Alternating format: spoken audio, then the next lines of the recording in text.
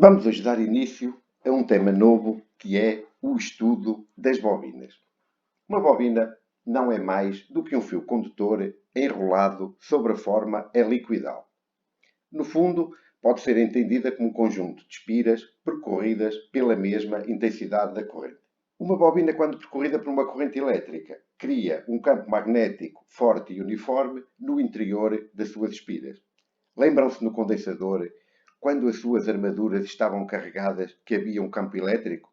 Então, podemos dizer que a bobina está para o campo magnético, armazena energia no seu interior sob a forma de campo magnético, da mesma forma que o condensador armazena energia entre as suas armaduras sob a forma de campo elétrico. Esta analogia pode nos levar a pensar que deve haver muitas afinidades entre o estudo destes dois dispositivos elétricos. É isso que vamos ver ao longo dos próximos vídeos. No entanto, para percebermos melhor como funciona uma bobina, vamos fazer uma breve revisão, só focar aqueles conceitos mais importantes que depois são necessários para perceber melhor como é que as bobinas funcionam, sobre o campo magnético. O fenómeno do magnetismo surgiu há mais de 2000 anos da observação dos ímãs naturais. Um ímã tem dois polos, os chamados polos do ímã, que é o polo norte e o polo sul. É nos extremos que a força magnética é mais intensa. Tal como também já acontecia com as cargas elétricas, polos de nomes contrários ficam sujeitos a uma força de atração e polos de nomes ficam sujeitos a uma força de repulsão. Ao contrário, porém, das cargas elétricas, que eu posso ter uma carga positiva e uma carga negativa isolada, os polos do ímã estão sempre aos pares. Se eu tiver um ímã e o partir aqui ao meio, irão-me aparecer dois ímãs, cada um com os seus dois polos. Se eu, por sua vez, resolver voltar a partir cada um destes dois ímãs, irei obter de cada um deles outros dois e assim sucessivamente. Esta questão relacionada com o facto dos polos dos ímãs estarem sempre aos pares leva-nos a que as linhas de força do campo magnético sejam sempre linhas fechadas que se iniciam no polo norte e terminam no polo sul. Podemos representar, por exemplo, aqui neste, eu tenho uma linha de força, ela inicia-se sempre num polo e termina no outro, portanto são sempre linhas fechadas. Uma das particularidades destas linhas é que elas também nunca se cruzam e no sítio onde há maior densidade das linhas de força do campo magnético é onde ele é mais intenso, como eu disse há bocadinho, e reparem aqui neste caso que é exatamente nos polos do ímã, polo sul e polo norte. O modelo teórico do magnetismo proposto por Ampère pode ser resumido na seguinte frase, que eu vou escrever aqui, dada a sua importância. Com esta frase, Ampère o que quis dizer foi que a origem do campo magnético são cargas elétricas em movimento. Antes de vermos quais são as leis que nos permitem determinar o campo magnético, vamos ver que a interação magnética básica é a força magnética. Esta força, denominada força de Lorentz, é a força a que uma carga que é animada de uma determinada velocidade fica sujeita quando está no seio de um campo magnético, dada pela esta expressão, força esta que se denomina força de Lorentz. Se quisermos perceber melhor, imaginem um gráfico, uma carga na origem, vamos supor, por exemplo, positiva. Se esta carga estiver animada de uma determinada velocidade, no seio de um campo magnético B, o valor da força é dada pelo produto vetorial do QV, o campo magnético, que, como vocês sabem, é um vetor perpendicular ao plano formado por aqueles dois vetores e, portanto, perpendicular àquele plano, e tínhamos aqui a força de Lorentz. O sentido, dependendo obviamente do valor da carga, se é positivo ou se é negativo, pode ser obtida pela famosa regra da mão direita.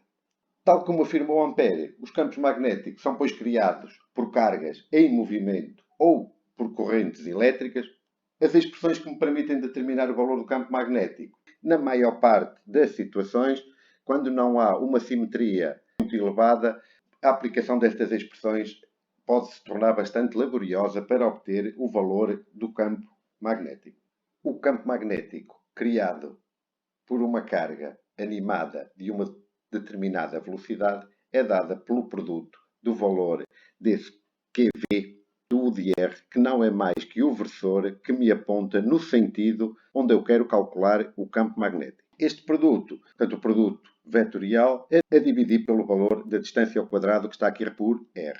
Se estes dois meus vetores estiverem, portanto a velocidade e o R estiverem no mesmo plano, quer dizer que, atendendo mais uma vez à regra da mão direita, o campo magnético está a sair do meu ecrã, portanto é o sentido obtido pela regra da mão direita.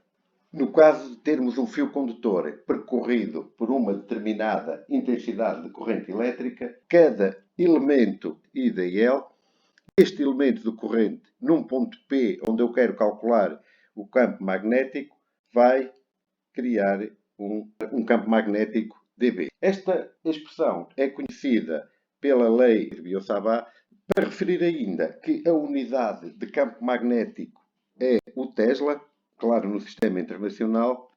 Há aqui um parâmetro nestas expressões, sobre o qual ainda não foi dito nada, que vamos ver a seguir. Aquele parâmetro μ0 que está na lei de Biot-Savart traduz a dependência do campo magnético com o meio, que para o caso do vazio, no ar este valor é aproximadamente igual ao do vazio num determinado meio.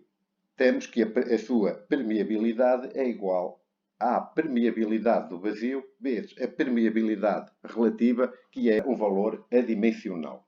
Para a permeabilidade dos diferentes tipos de materiais, há três casos a considerar, ou seja, os materiais podem se dividir em três grandes grupos. Começamos pelos materiais diamagnéticos, em que o valor da permeabilidade relativa é igual ou inferior a 1. Em seguida, temos os materiais paramagnéticos, cujo valor da permeabilidade relativa é igual ou superior a 1. E, por fim, temos os materiais ferromagnéticos, que são os materiais por excelência para concentrar as linhas de força do campo magnético, que é o material utilizado, por exemplo, no núcleo dos transformadores. A permeabilidade relativa é muito maior que 1. Tivemos a ver até agora que os campos magnéticos são criados por cargas em movimento e, consequentemente, por correntes elétricas. A pergunta que se fez foi: mas então, se cargas em movimento criam campos magnéticos, será que campos magnéticos podem criar correntes elétricas? Faraday, que tentou responder a esta pergunta e, depois de muitas experiências, chegou à conclusão que, sempre que havia uma variação de fluxo magnético, era induzida uma força eletromotriz que, por sua vez, provocaria uma corrente induzida quando temos um circuito fechado. É isso que este desenho que está aqui ao lado pretende ilustrar. Esta constatação de Faraday é conhecida exatamente pela sua lei, a lei de Faraday, que é traduzida matematicamente pela seguinte expressão, que diz que a força eletromotriz induzida é igual a menos a taxa de variação do fluxo magnético. Temos aqui um sinal negativo, que vamos ver o seu significado mais à frente. Antes disso, é importante, fala-se aqui em variação do fluxo magnético, mas afinal o que é isto do fluxo magnético? O fluxo magnético não é mais do que a grandeza matemática que corresponde à quantidade de linhas de força de um campo, neste caso do campo magnético, que atravessam uma determinada superfície. Para o caso particular de um campo magnético uniforme, caso contrário, teremos que recorrer aos nossos amigos integrais, o fluxo magnético é dado pela expressão, a unidade é o Weber, cujo símbolo W maiúsculo, porque se trata de um nome de um cientista. Dois casos particulares importantes de referir. Se eu tiver um campo magnético paralelo à normal à minha superfície, ou se quiserem dito de outra forma, perpendicular à superfície, o fluxo magnético é máximo, e o contrário, se o meu campo magnético for perpendicular à normal à superfície, obviamente que o fluxo vai ser zero. Falamos atrás que aquele sinal menos que aparecia na lei de Faraday iria ser explicado, e chegou a sua vez. Há uma lei chamada a lei de Leys que diz o seguinte: a corrente induzida surgirá com um sentido tal que ela suporá a variação que o produziu. Esta lei de Lenz traduz o princípio da conservação de energia e justifica o sinal menos que aparece na lei de Faraday. Para perceber melhor, vejam o seguinte exemplo.